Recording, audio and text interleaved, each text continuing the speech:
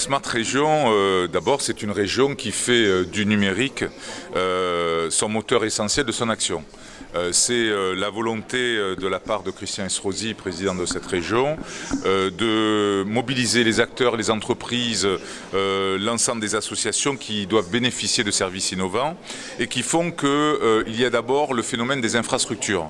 Cette région, c'est quasiment 5 millions d'habitants, c'est 5 projets de réseau d'initiatives publiques, c'est grosso modo près de 5 millions d'euros investis sur ces réseaux d'initiatives publiques, notamment gérés par le SMO-PACA THD, qui est l'organisme qui coordonne la mise en place de ces infrastructures, à la fois sur le 04 et le 05, avec le SICTIAM qui va bénéficier de 2,5 millions d'euros, qui est l'opérateur des Alpes-Maritimes, et donc la volonté du Conseil départemental des Bouches-du-Rhône de venir également, suite à son schéma départemental du numérique, pour faire en sorte que les réseaux soient aussi mis en place à travers PACA THD, donc un ensemble de forces qui font qu'aujourd'hui, PACA THD va devenir l'organe régulateur de l'ensemble des réseaux sur toute cette région Provence-Alpes-Côte d'Azur. Ensuite, il y a une deuxième démarche, c'est celui de la donnée.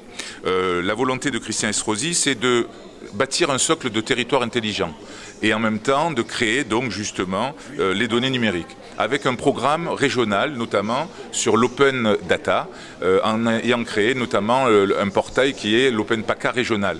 Près de 250 000 jeux de données ont été téléchargés sur cette Open PACA régionale et vous avez un grand nombre de collectivités qui ont été associées à cette Open PACA régionale, près de 40 collectivités, dont la ville de Marseille. Je vais y revenir bien sûr pour montrer comment nous passons de la Smart Région à la Smart City. Donc aujourd'hui, la ville de Marseille, par exemple, a mis 100 jeux de données à l'intérieur duquel on peut créer des applications très concrètes et qui permettent aux citoyens d'utiliser ces applications à travers ce jeu de données. 6 chantiers prioritaires pour développer ce type de données. La relance du programme régional de données, la commande d'une nouvelle infrastructure régionale. Pourquoi? Parce qu'il est important de créer les conditions pour que ces données soient organisées. Et là, nous avons le CRIGE, qui est le Centre régional d'information géographique, qui sera l'organe opérateur de la donnée en région Provence-Alpes-Côte d'Azur. Aussi un partenariat dans le domaine de l'énergie avec les industriels.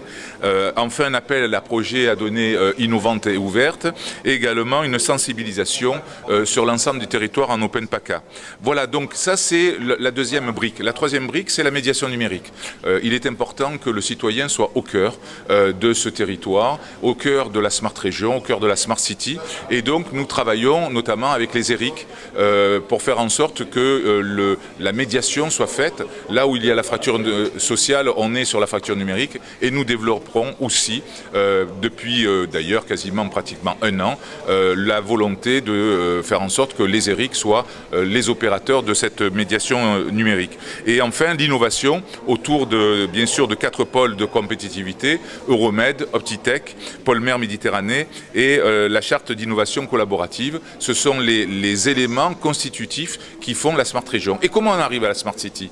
Eh bien, la Smart City, c'est par exemple la ville-centre qui est Marseille. C'est effectivement j'allais dire la plateforme de l'open data. C'est la volonté aussi de faire en sorte qu'on soit un hub international où la connectivité est centrale, puisque nous accueillons à Marseille 13 câbles sous-marins sur 263 dans le monde, qui nous permet aujourd'hui d'irriguer, d'innerver près de 4 milliards d'utilisateurs d'internautes sur l'ensemble de la planète, puisqu'on passe par l'Afrique noire, on passe par Shanghai, Singapour, et donc ce sont tous ces réseaux qui sont enterrés sous la mer.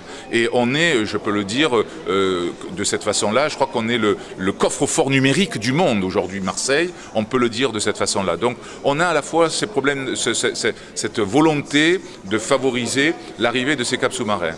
On a la mise en place du très haut débit à travers la fibre optique, puisque 85% du territoire marseillais Marseille est fibré en très haut débit, avec la volonté de faire en sorte que les opérateurs jouent aussi leur rôle, puisque Orange a notamment dit que 98%, 100% du territoire serait fibré à l'horizon de 2020-2022. SFR de la même façon et Bouygues aussi, à la fois sur la région Provence-Alpes-Côte d'Azur et à la fois sur les grandes villes qui sont à l'intérieur de cette région, dont Marseille bien sûr. À travers cette démarche-là, nous avons aussi fait en sorte que le NFC, que le Near Field Communication, puisse avoir aussi la capacité de développer les usages, puisque à travers le mobile, vous pouvez aujourd'hui avoir, ça sera opérationnel d'ici l'année 2017, la carte Transpass qui permet de voyager avec le métro, le tramway, le bus. Près de 400 000 voyageurs jour utilisent cette carte Transpass aujourd'hui qui est en NFC. Eh bien, nous allons y mettre à l'intérieur tous les services administratifs que vous pourrez avoir, à la fois pour obtenir une pièce d'identité, à la fois pour pouvoir avoir accès notamment aux musées, pour avoir accès aux piscines, etc.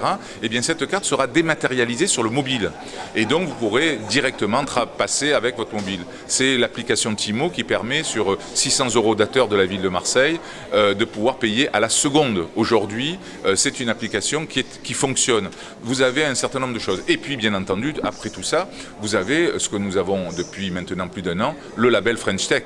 Nous avons 4 French Tech sur la région Provence-Alpes-Côte d'Azur. Vous avez bien sûr Aix-Marseille, c'est la métropole.